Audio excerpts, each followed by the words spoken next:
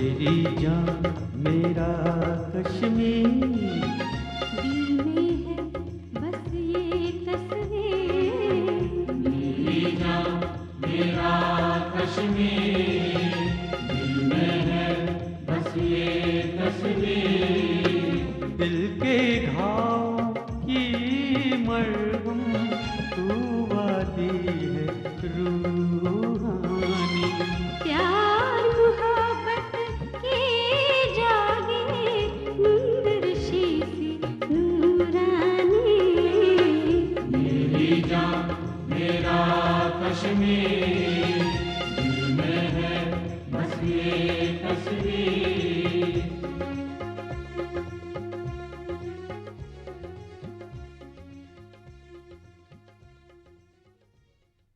मरकजी वजारत दाखिला के एक नुमाइंदे ने आज जम्मू कश्मीर का दौरा किया और बताया कि रियासत के हालात असम्बली इंतखाबात कराने के लिए साजगार हैं। रियासती सरकार ने इंतखाबात की सारी तैयारियां कर ली हैं और आवाम से अपील की है कि वो बिला खौफ इंतखाबात में हिस्सा लें। खुदा करे इन चुनाव में कोई गड़बड़ी ना हो। हमने कौन सा वोट डालने जाना है? क्यों चाची, आप वोट डालने क्यों नहीं जाएंगी? जब सरकार ने मौका दिया है तो इसे छोड़ो क्यों? अरे छोड़ना बेटा, तू ये बता कि तूने अपना मकान बेचा या नहीं? नहीं बेचा और अब बेचूंगा भी नहीं।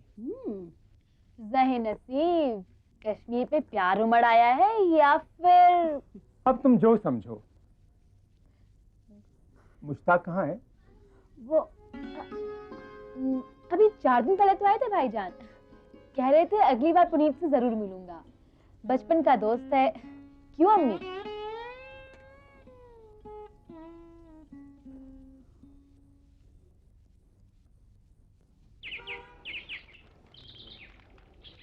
अरे भाईजान, अब तो इस कश्मीर के हालात बदलते हुए नजर आ रहे हैं।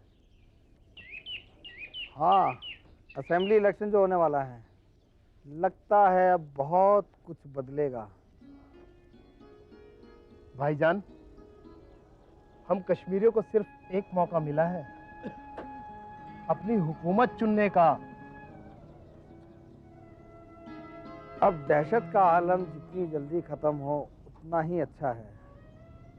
मदरसे खुलें, कामकाज शुरू हो, सैलानी आए, शिकारें चलें, इन वादियों में जाफरान की खुशबू महके। या अल्लाह, हम तो तरस गए उस माहौल को। भाईजान, अब तो हर कश्मीरी को चाहिए कि अपना फैसला सुना ही दे। और हम कश्मीरी ये भी तो चाहते हैं ना कि अमन चैन रहे। हम बुलेट में नहीं, बैलेट में यकीन रखते हैं भाईजान।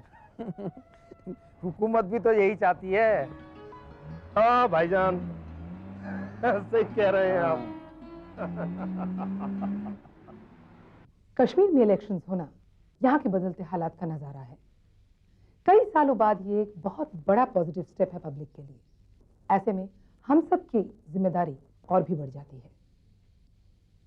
हमें भी हमारे हेडक्वार्टर से स्पेशल सिक्योरिटी अरेंजमेंट्स के आर्डर मिले हैं और इस काम के लिए कुछ और हमारी बटालियंस यहाँ लाई जा रही हैं। गुड मैम, यहाँ के इलेक्शन जरूर दहशतगर्दों की आंख में किरकिरी बने हुए होंगे। लेकिन हमें उनके हर इरादे को नाकाम करना है। मैम, ये वो लिस्ट है जिसमें सारी आम सभाओं की जानकारी दी गई है और दिल्ली से कई बड़े नेता भी इस दौरान यहाँ आवाम से बातचीत करने आएंगे। ये बहुत सेंसिटिव इशू है और हमें मीडिया को भी हैंडल करना पड़ेगा। हर कश्मीरी को ये लगना चाहिए कि इलेक्शन उन पर थोपा नहीं जा रहा। एग्जैक्टली, कोई गड़बड़ी नहीं होनी चाहिए, वरना लोग अपने घरों से निकलेंगे ही नहीं। डीजी साहब ने रेडियो, टीवी और कुछ पत्रकारों को भी बुलाया है। इन एडिशन इंटेलिजेंस और सीबीआई के कुछ ऑफिसर भी हमारे साथ गुप्त रूप से काम करेंगे। हमें उनकी भी मदद करनी है।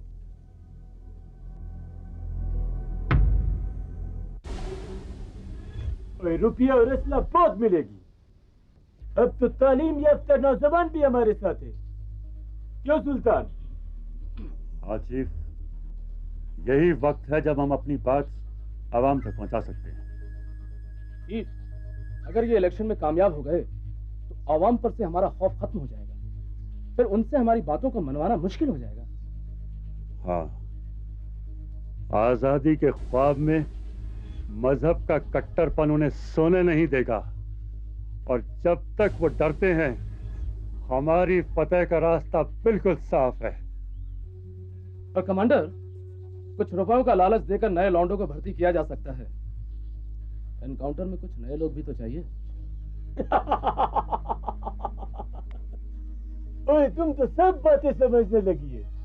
देखा मुस्ताक, पाकिस्तान में ट्रेनिंग का नतीजा। ओए, तुम्हारे दिमाग की सारा जकड़न निकल गई।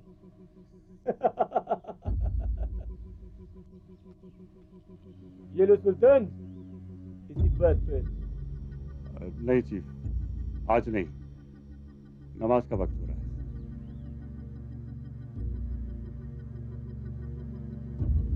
मुस्ताक, तुम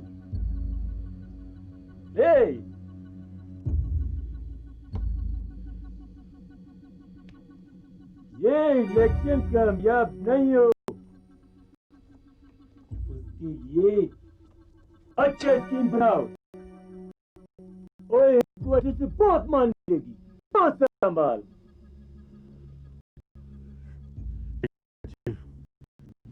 ऐसा ही होगा, ऐसा ही होगा।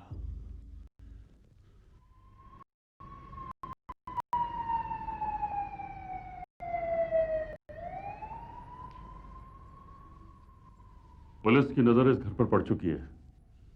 अब हमारा और यहां पर रहना खतरे से खाली नहीं। मैं जानता हूं, जवान बेटी अगर घर में हो तो उसे अकेला नहीं छोड़ा जाता, मगर मैं क्या करूं बेटी, वतन का जज्बा मुझे चैन से बैठने नहीं देता। इस बार भी अगर हम चूक गए ना तो हमेशा के लिए कश्मीर हमारे हाथ से निकल जाएगा। अब्बा, जमीन और दौलत की जंग तो शुरू से होती आई है, फिर मुल्क आपस में लड़ते ही रहते हैं।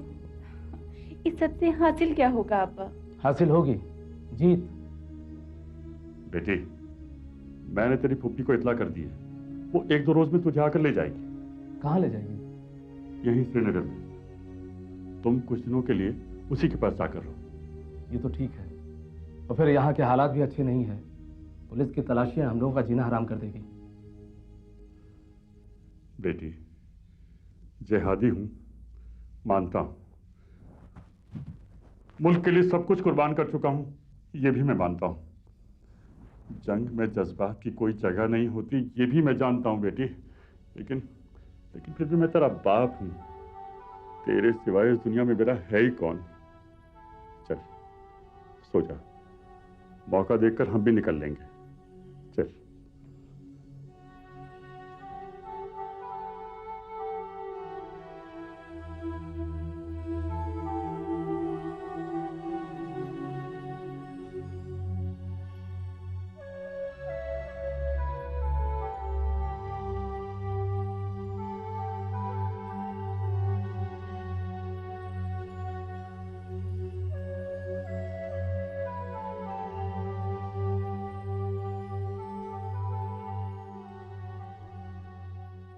ये देखिए, सबसे पहला जलसा यहाँ इस जगह पर होगा, और इसकी चारों तरफ बहुत टाइट सिक्योरिटी होगी, और यहाँ इस जगह पर सीआरपीएफ का पहरा रहेगा। इसका मतलब ये हुआ कि उस दिन यहाँ पर पहुंचना बहुत मुश्किल होगा। मतलब यहीं से तलाशियां शुरू हो जाएंगी। लेकिन ये मौका तो मुफीद है, हमें स्टेज तक किसी भी तरह से पहुंचना ही पड़ेगा। नामुमकिन, बहुत मुश्किल होगा भाई। आजकल फौज के ट्रेंड कुत्ते आरडीएक्स को बहुत दूर से सूंघ लेते हैं। ठीक है, उस वक्त ना सही, लेकिन उससे कुछ घंटे पहले तो हम पहुंच ही सकते हैं। ये थोड़ा सा आसान है, लेकिन लोग तुम्हें पहचान जाएंगे। जानते हो, आजकल सड़क के चारों तरफ तुम्हारे पोस्टर लगे हुए हैं, और दुश्मन की फौज का सबसे पहला निशाना तुम होगे। ठीक है, मैं इस काम को मैं ही अंजाम दूंगा, बहुत होशियारी से।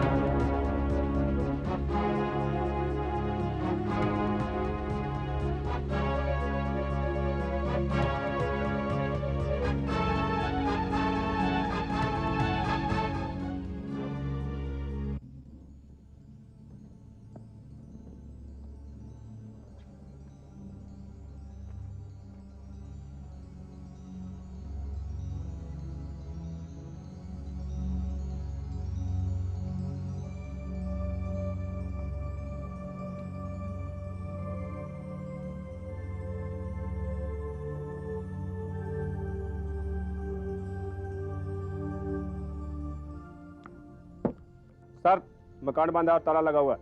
ठीक है, चलिए।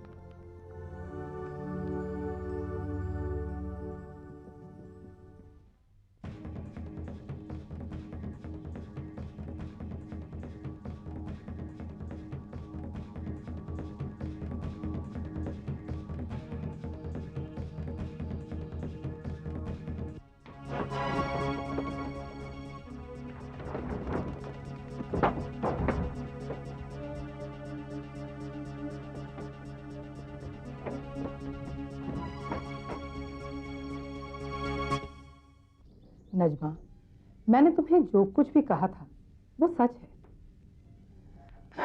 लेकिन इतने दिनों से मुश्ताक ने कोई संपर्क ही नहीं किया, इसीलिए उससे भी फरार दहशतगर्दों की लिस्ट में डालकर पोस्टर लगवा दी।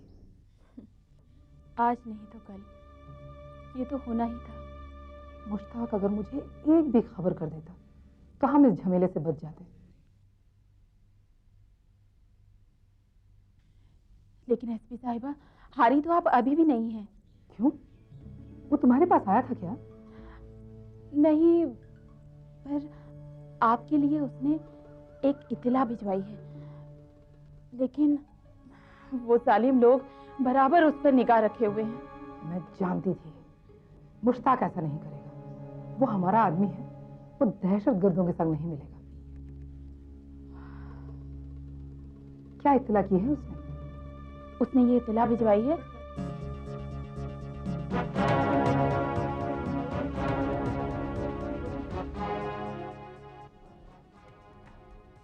ठीक है, आप जा सकती हैं। हेलो बिजली, फौरन एक यूनिट तैयार करो सिविल में। हाँ, हम सीआरपीएफ के संग एक ज्वाइंट मेजर ऑपरेशन कर रहे हैं।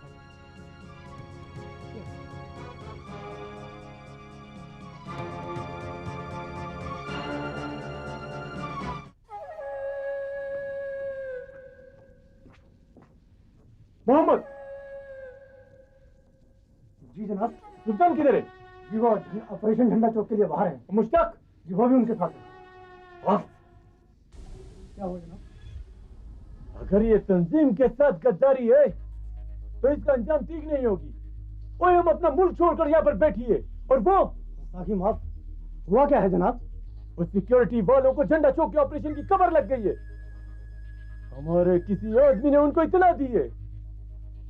शायद मुश्ताक और सुल्तान पुलिस से मिल गई है, और अलबत्त ये नाकामयाबी कभी बर्दाश्त नहीं करेगी। मगर जनाब, वो तो खुद जान का जोखिम लेकर वहां गए हैं। फिर ये कैसे मुमकिन है? ओए, जब थोड़ा सा पैसा देकर हमको सिक्योरिटी की बातें पता चल सकती है, तो ये भी मुमकिन है कि हमारा कोई आदमी उनसे मिल जाए। तुम हिंदुस्तान की फौज को नहीं जानते, वो बहुत बड़ी है, और हम मुट्ठी भर लोग हैं, मुट्ठी भर लोग। जो मुनासिब समझे मुझे फरमाए जनाब। हम तो यहाँ आए ही हिंदुस्तानियों की जान लेने के लिए हैं, भले ही वो हमारे अपने ही लोग क्यों ना हो। दुरुस्त बर्बाद ये। चलो तैयारी करो।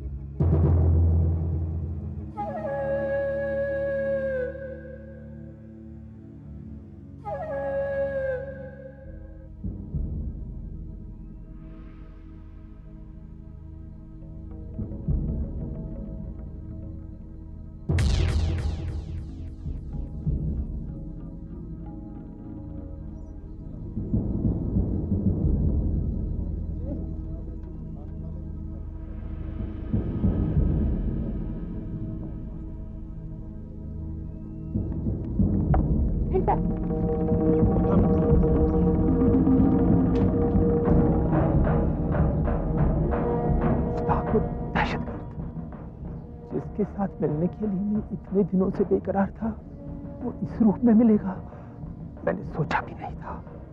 मुश्ताक, मेरे बचपन के दोस्त, जिसके साथ इन वादियों में मैंने छलांगें भरी हैं, वो आज इसी वादी को लाल करने वालों में खड़ा है।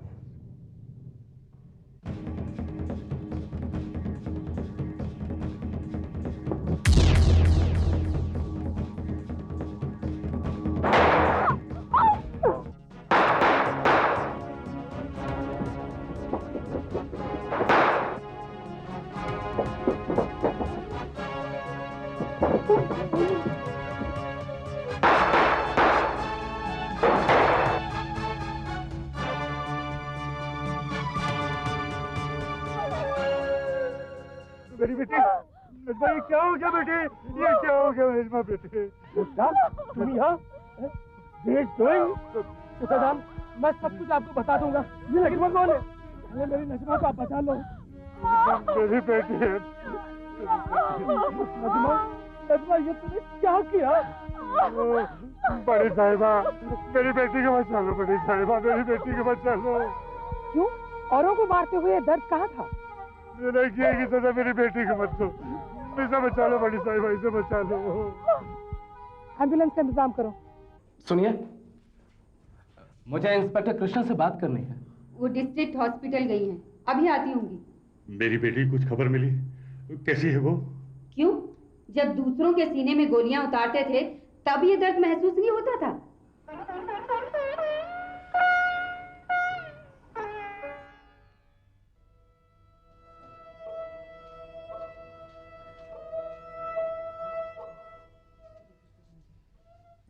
क्या कहा? गोली चलाने वाले अरबर्क तंजीम चीफ था? वो कुत्ते की मौत मारा गया। पुराना डिस्ट्रिक्ट था, कई दिनों से उसकी तलाश थी। कई बेगुनाहों का खून उसके सर पर था। और अब तुम लोग भी देखना कि दर्द क्या होता है। मगर मैं तो... चुप रहो।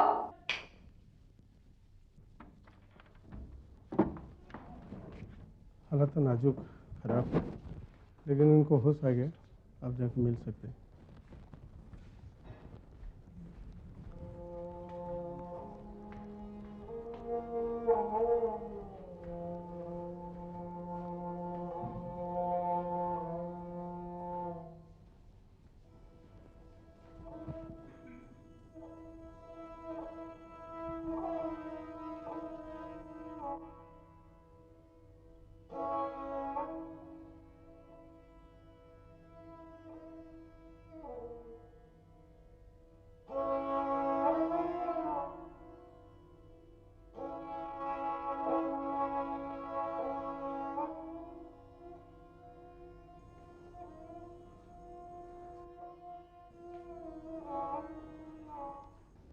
रिजवी, वो जो पेपर्स मैंने आपसे मांगे थे वो तैयार हैं?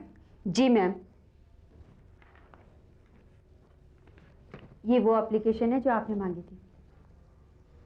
मैडम, कैसी है नाजिमा?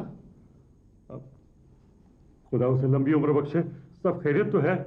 गोली उसके बाजू को चीरते हुए निकल गई है, लेकिन अभी वो खतरे से बाहर है। मैं नजमा से सिर्फ एक बार मिलना चाहता हूँ, आप मुझे इजाजत दें।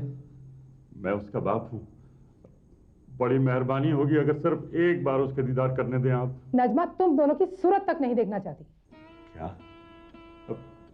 मेरी बेटी नजमा ने ये कहा आपसे? हाँ, मिन्नत करके कहा उसने मुझसे कि वो तुम दोनों से नफरत करती है। दहशतगर्द सिर्फ दहशतगर्द होते हैं, किसी के बाप या शौहर नहीं। शायद अब तुम लोग इस बात को समझ लो।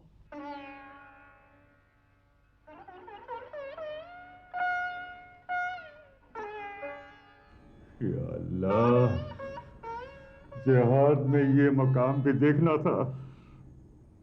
क्या मुझे वो ये कहने का भी मौका नहीं देगी कि मैं गलत राह पर था? पाकिस्तान जाने के बाद उन लोगों ने मेरी आंखों पर मजहब का झूठा पर्दा चढ़ा दिया था। आप नहीं जानती साहिबा, मैंने आपसे गद्दारी की है। मैं सचमुच दहशतगर्दी का रास्ता अख्तियार कर लिया था। मैं ही झंडा चौक पर गोलीबारी करने वाला था। भूल गया था कि हमारा मुल्क हिंदुस्तान सारे जहां से अच्छा है। मुझे मेरी गद्दारी की सजा मिलनी चाहिए, जरूर मिलनी चाहिए। मेरी बेटी मुझसे नफरत करती। या अल्लाह, ताउम्र मैं ये जंग क्यों और किसके लिए लड़ता रहा? हम ये जंग खत्म क्यों नहीं कर देते? कश्मीर के इन हालात में तुम जैसे लोगों को मोहरा बनाया जाता है। जिस आग में तुम लोगों को धकेला जाता है उसका अंजाम यही होता है। बरसों से यह आग उन लोगों ने जलाई हुई है, लेकिन तुम जैसे लोग इस बात को समझ ही नहीं पाते। लेकिन मैं तो समझता था कि वो हमारे कौम के लोग हैं, हमारी बहबूदी चाहते हैं, मदद कर रहे हैं वो हमारी। लेकिन उन लोगों ने हम लोगों पर गोली चलाई है। वो तो किराए के घुसपैठियां हैं। पैसों के अलावा उनका कोई धर्म, कोई ईमान नहीं है। आज इस मुल्क में है, कल कहीं और चले जाएंगे। या अल्लाह, ये इस्लाम की लड़ाई नहीं, ये जिहाद नहीं, कुछ और है। या अल्लाह, रहम कर अल्लाह, मुझे तो दोज़ख में भी जगह नहीं मिलेगी।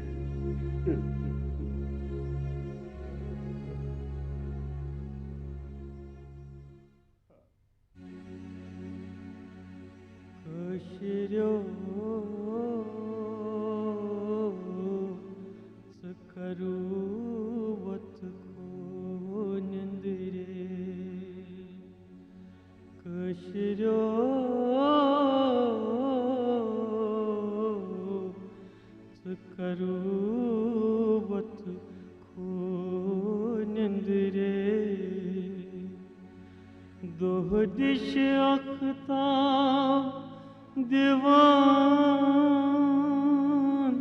चैन मन दोह दिश अख्ताब दीवान चैन मन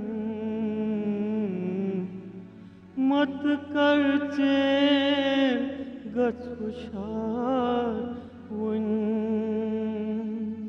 मत कर चेर गछ हुशार वन